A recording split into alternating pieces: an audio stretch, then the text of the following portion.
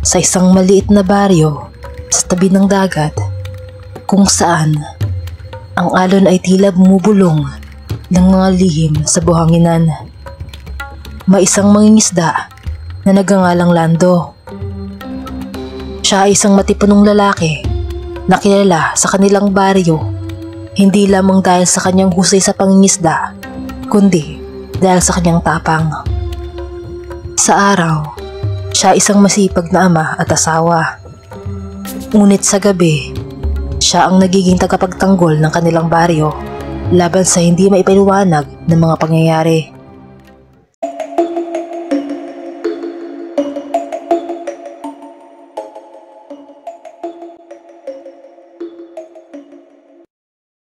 Sa loob ng maraming taon, tahimik at payapa ang pamumuhay ng mga taga-baryo. Ngunit isang gabi, nagsimulang kumalat ang takot ng isa sa kanilang kababayan, si Mang Tasyo, ay natagpo ang walang buhay sa tabing dagat. Ang kanyang katawan ay tuyong-tuyo, tila sinipsip ang dugo. May mga sugat siya sa leeg at dibdib, at wala ni isang nakakita kung sino o ano ang may kagagawan nito. Isa itong gawain ng aswang. Balalas ng isa sa mga matatanda sa baryo. Nag-usap-usap ang mga taga-baryo sa liwasan.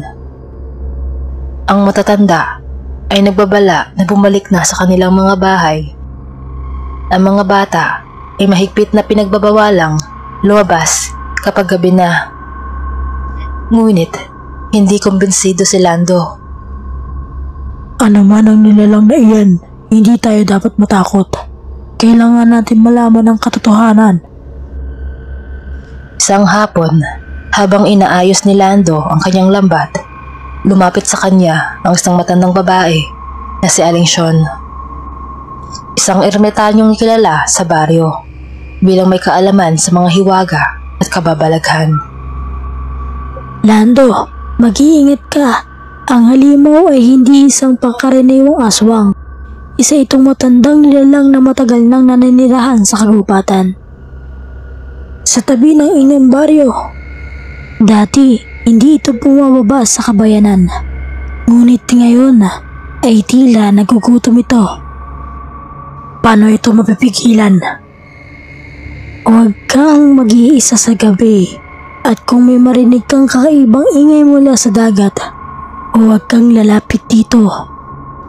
Tumango si Lando, ngunit sa loob niya, alam niyang hindi maaaring manatili sa takot. Kinagabihan, kahit sa takot ng mga tao, kailangan pa rin mangisda ni Lando.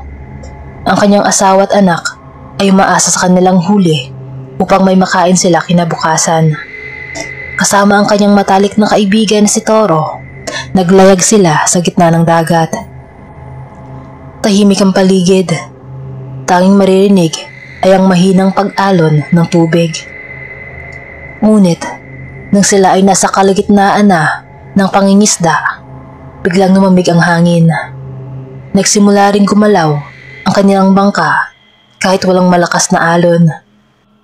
Lando, may kakaiba. Biglang may sumulpot mula sa ilalim ng tubig. Isang anino. Mahaba ang mga braso, may matulis na kuko, at ang mga mata ay parang nag-aapoy sa dilim. Hindi ito tao. Isa itong halimaw na may matutulis na pangil at matalim na tingin. Aswang! Nagsimulang umalog ang kanyang bangka, habang ang nilalang ay umahon mula sa tubig. Ang balat nito ay kulay abo at ang katawan ay payat, ngunit matigas na parang bakal. Umungol ito ng malalim, isang tunog na hindi dapat nagmumula sa isang nilalang sa mundo. Alam ni Lando na hindi sila maaring tumakas. Kinuha niya ang matulis na sibat na laging dala niya kapag nangingisda. Humanda siya sa pag-atake. Sa isang iglap, lumundag ang halimaw patungo sa kanilang bangka. Ngunit, mabilis na inilusot ni Lando ang kanyang sibat sa dibdib nito.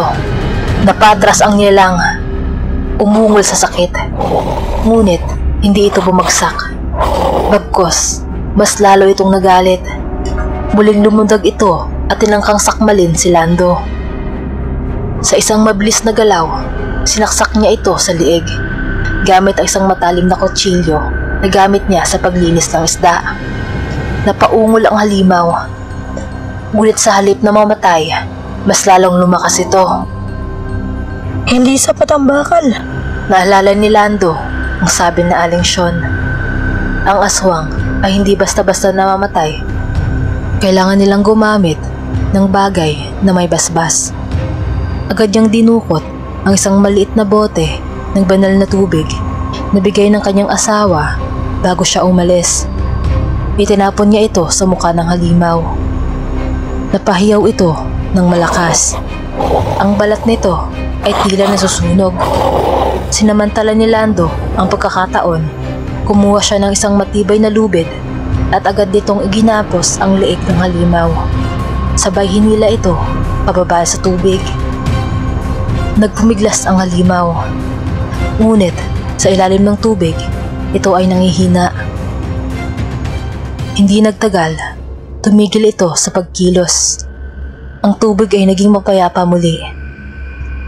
Bagsak sa pagod, sina Lando at Toro. Dahan-dahan silang naglayag pabalik sa baryo. Dala ang kwento ng kanilang laban. Pagdating nila sa Pangpang, sinalubong sila ng mga taga-baryo. Sabik na malaman kung ano na ang nangyari. Patay na ang halimaw. Mula noon, bumalik ang katahimikan sa baryo. Wala nang bigla ang pagkawala o misteryong pagkamatay. Si Lando ay itinuring na bayani. Ngunit para sa kanya, ginawa lamang niya ang dapat niyang gawin upang protektahan ang kanyang pamilya at bayan. Sa tuwing lumulubog ang araw at sumasayaw ang mga alon sa dalampasigan, isang bagay ang alam ng mga taga-baryo. Ang kanilang bayan ay ligtas sapagkat may isang mangingisda na handang ipaglaban ang kanilang tahanan laban sa kahit anong panganib.